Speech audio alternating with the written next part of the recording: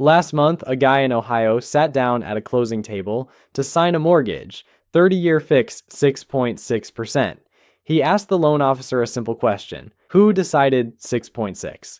And the loan officer gave him the corporate smile and said, "That's just where rates are right now." That's not an answer, that's a shrug with a lanyard, so here's the actual answer. That number wasn't picked by his bank, it wasn't picked by the Fed, it was set by a market most people have never looked at once in their entire lives. A market worth about $145 trillion bigger than every stock market on Earth combined. It decides his mortgage, your car loan, your landlord's next rent hike, whether your company can afford payroll, and whether your safe retirement fund quietly loses 17% in a single year. This isn't a video about some boring thing rich people buy. It's about the invisible machine that prices your entire life, and almost nobody understands how it works.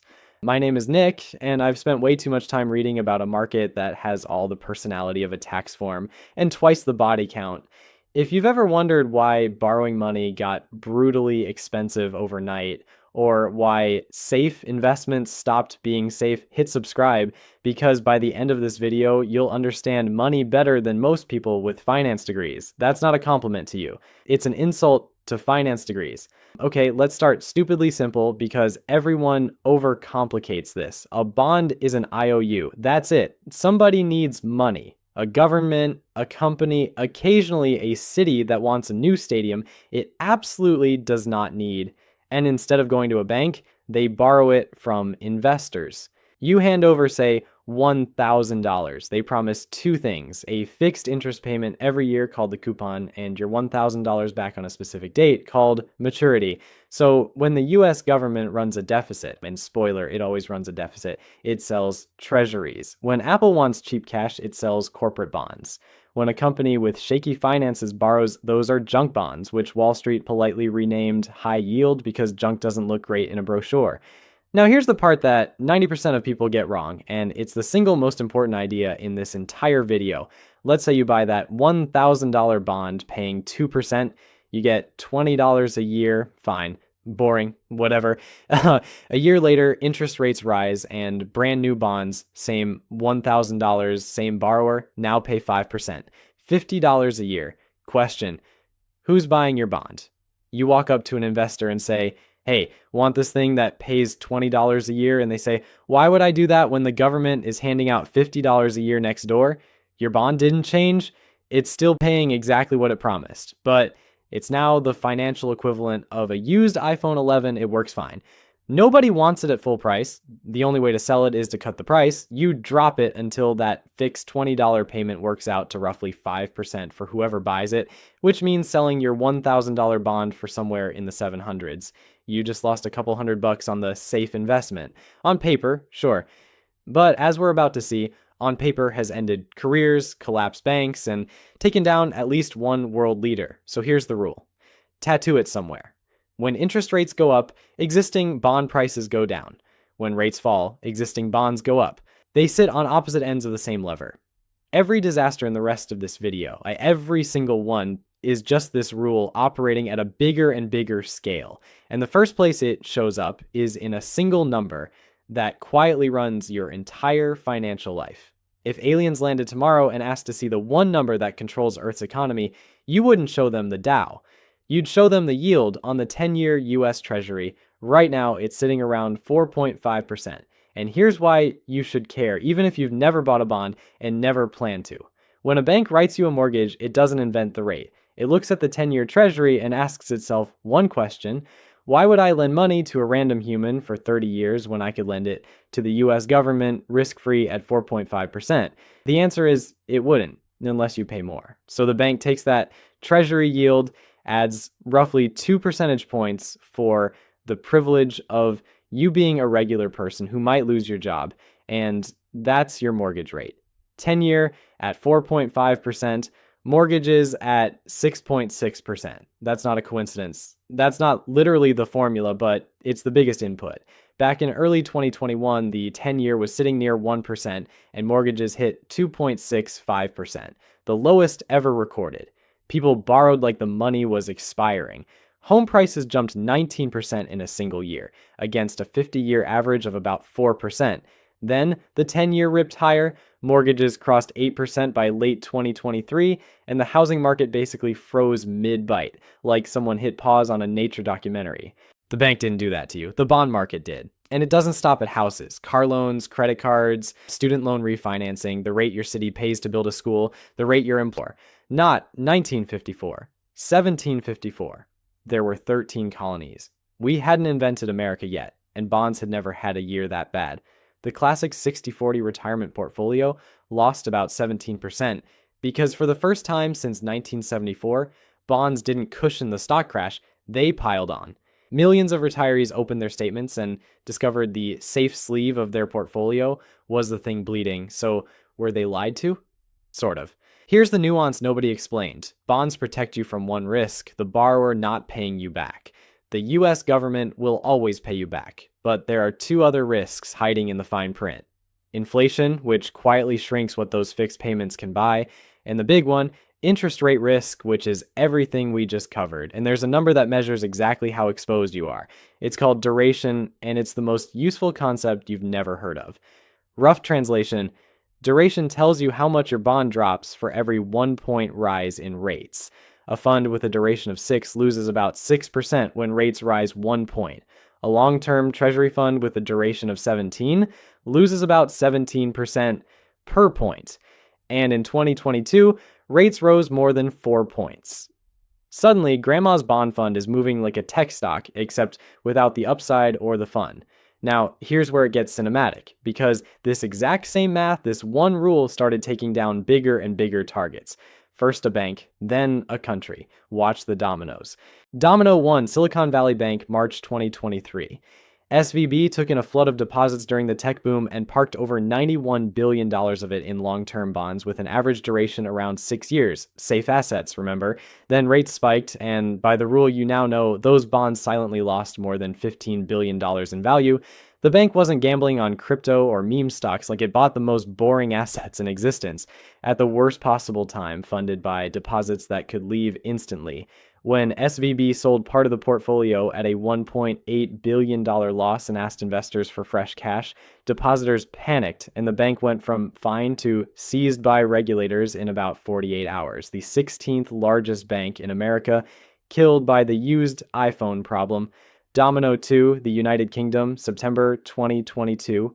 New Prime Minister Liz Truss announced 45 billion pounds of unfunded tax cuts, and the bond market looked at the math and said bonds pay more than long-term ones. It's called an inverted yield curve, and it means investors are so nervous about the near future that they're stampeding into long-term safety.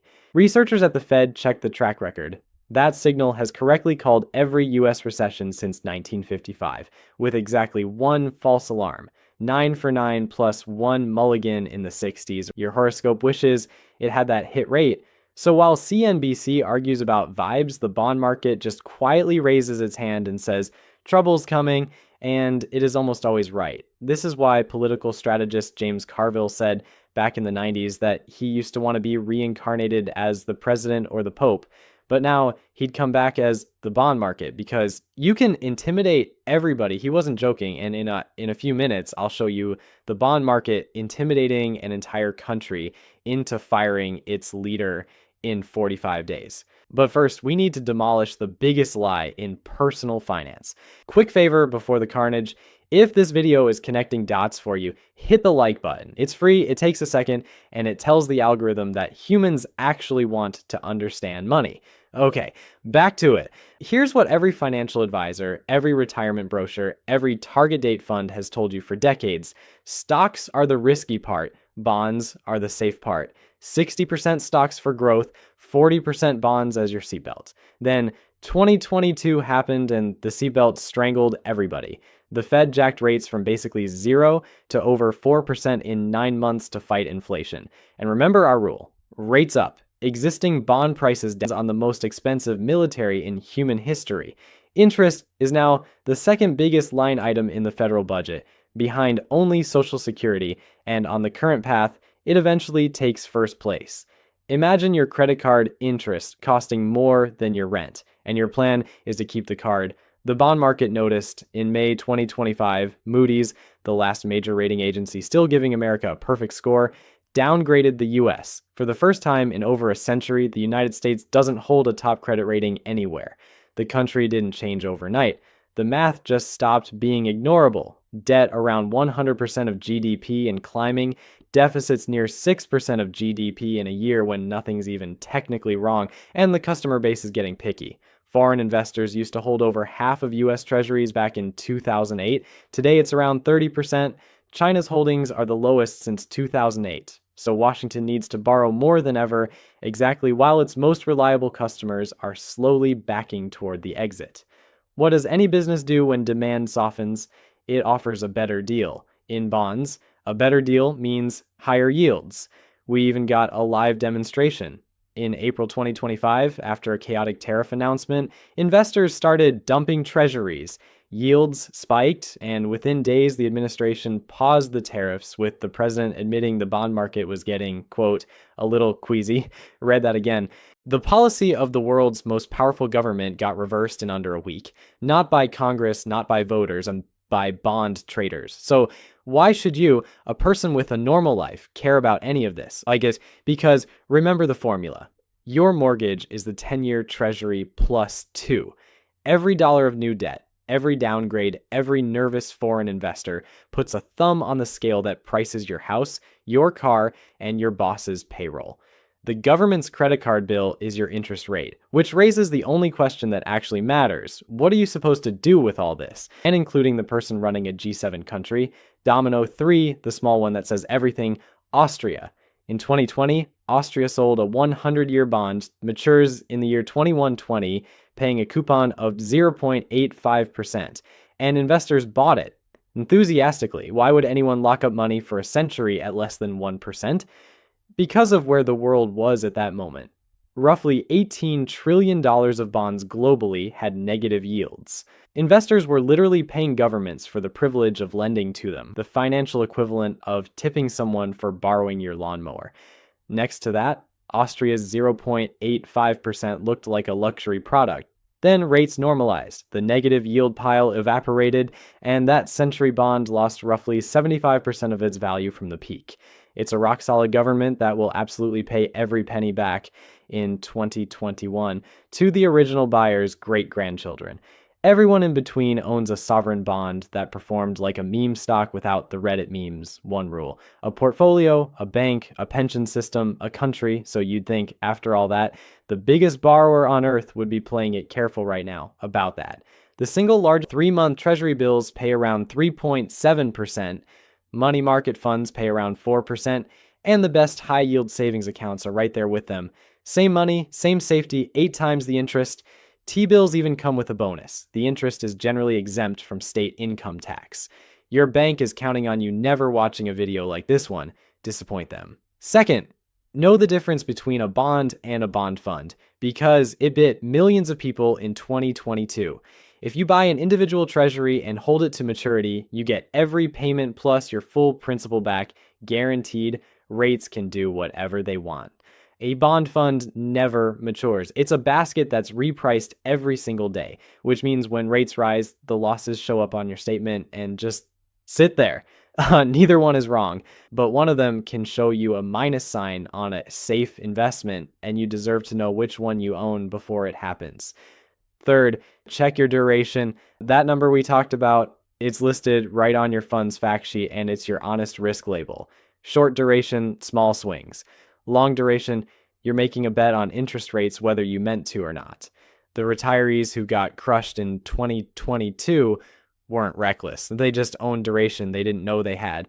Fourth, if inflation is your nightmare, the government literally sells insurance for it. Series 1 savings bonds currently pay about 4.3%, and the rate adjusts with inflation. Back in 2022, they paid 9.62% and were briefly the most exciting product in America, which tells you everything about 2022. Tips do something similar inside retirement accounts. Boring? Deeply. But boring that keeps up with your grocery bill. And fifth, watch the 10-year. Takes 5 seconds. When it climbs, mortgages, car loans, and corporate borrowing follow. When it falls hard, the market is usually bracing for trouble. It's the closest thing the economy has to a check engine light, and now you're one of the few drivers who knows what it means. Here's the thing, nobody tells you about the bond market. You've been participating in it your entire adult life. Every mortgage payment, every car loan, every dollar in your 401k's stable fund, you were always in the game. You just never got handed the rule book, and there's an entire industry that's perfectly comfortable keeping it that way. But now you know the one rule everything runs on: rates up, prices down, and you've watched it take down a